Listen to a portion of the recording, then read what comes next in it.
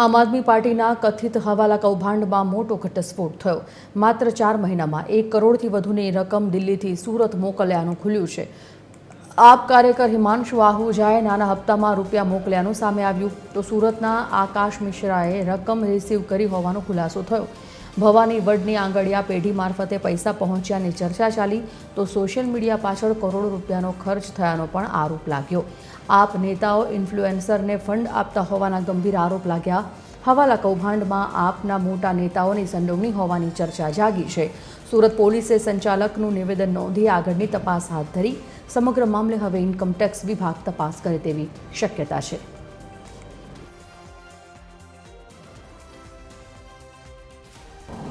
આજે વહેલી સવારે ઉમરા પોલીસ સ્ટેશનમાં એક માહિતી મળી હતી કે દિલ્હીના આપના એક જે સિનિયર લેવલના કાર્યકર છે હિમાંશુ પાહુજા, જે દિલ્હીના જનકપુરી વિસ્તારમાં રહે છે, એ હવાલા મારફતે કરોડો રૂપિયા સુરતમાં જ એક આમ આદમીના અન્ય એક આકાશ મિશ્રાને મોકલી રહ્યા છે।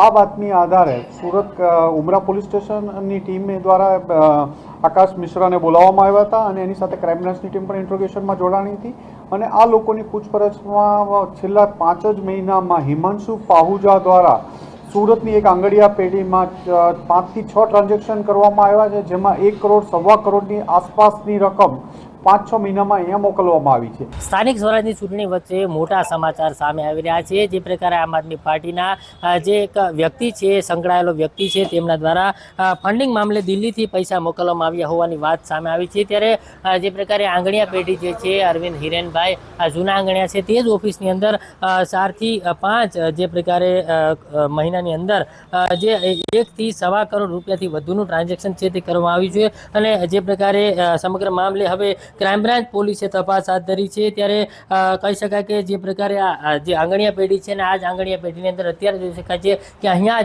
જ જે સીસીટીવી આવેલા છે તે સીસીટીવીમાં સ્પષ્ટ સામે આવ્યું હતું કે જે પ્રકારે અહીંયા જે આંગણિયા પેઢીની અંદર જે આંગણીઓ લેવા માટે આકાશ મિશ્રા અને અજય તિવારી જે છે તેમની પણ પૂછપરછ કરવામાં આવી હતી કે આ નાણાં ક્યાંથી આવ્યા છે। ત્યારે આ સમગ્ર મામલે જે છે તે અલગ અલગ મામલો સામે આવ્યો હતો અને આ સમગ્ર મામલે જે કહી શકાય કે મોટા પ્રમાણમાં જે પ્રકારે ફંડિંગ છે તે કરવામાં આવ્યું હોવાની વાત સામે આવી રહી છે। ત્યારે હાલ આ સમગ્ર મામલે ક્રાઇમ બ્રાન્ચ દ્વારા તપાસ હાથ ધરવામાં આવી રહી છે। આંગણિયા પેઢીમાં વ્યક્તિ ઉપસ્થિત તેમની સાથે વાત કરીશું।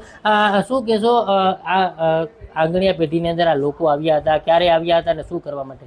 મને ખ્યાલ નથી, કારણ કે હું બહાર લેવા મેળવા જાઉં અહીંયા શું હોય આપણને ખ્યાલ ના। કોણ છે આંગણિયા પેઢીમાં? મેન અલ્પેશભાઈ। અલ્પેશભાઈ ક્યાં છે? બહાર ગયા છોકરાને અલ્પેશભાઈને પૂછપરછ માટે પોલીસ મથક બોલાવવામાં આવ્યા હતા? શું તેમના દ્વારા કઈ કહેવામાં અહીંયા આંગણીઓ લેવા માટે કોઈ અજય તિવારી કરીને 2 લોકો આવ્યા? ખ્યાલ નહીં કયા માણસો આવ્યા હતા એ આપણે નથી જાણતા। પોલીસ આવી દીધી ખબર અહીંયા બેસે? બિલકુલ અલ્પેશભાઈ નથી, પરંતુ જે આ આંગણિયા પેઢી છે તેની અંદર જ જે પ્રકારે અહીંયા થી આ આખો નાણાંનો વ્યવહાર છે તે કરવામાં આવતો હતો અને નાણાંના વ્યવહાર વચ્ચે મોટા સમાચાર જે સામે આવ્યા હતા તેમાં સ્પષ્ટ જાણવા મળ્યું હતું કે આજ એ જ આંગણિયા પેઢી છે કે જ્યાંથી દિલ્હીથી ફંડિંગ આવતું હતું અને દિલ્હીથી આવેલું ફંડિંગ અહીંયાથી રોકડ વ્યવહાર મારફતે અલગ અલગ જગ્યાએ કરવામાં આવતું હતું। ત્યારે અત્યાર સુધીમાં ક્રાઇમ બ્રાન્ચની તપાસમાં 10 જેટલા નામો સામે આવ્યા છે।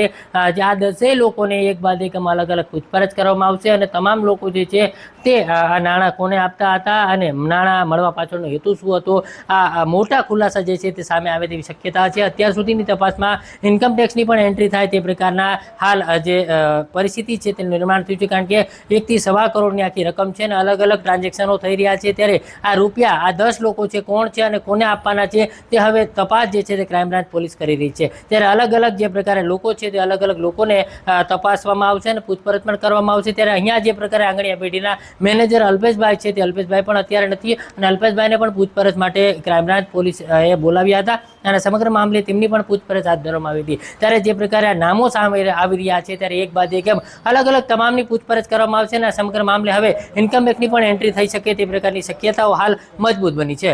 કેમેરામેન જસ મિસ્ત્રી સાથે દિવેશ પરમાર, TV13 સુરત।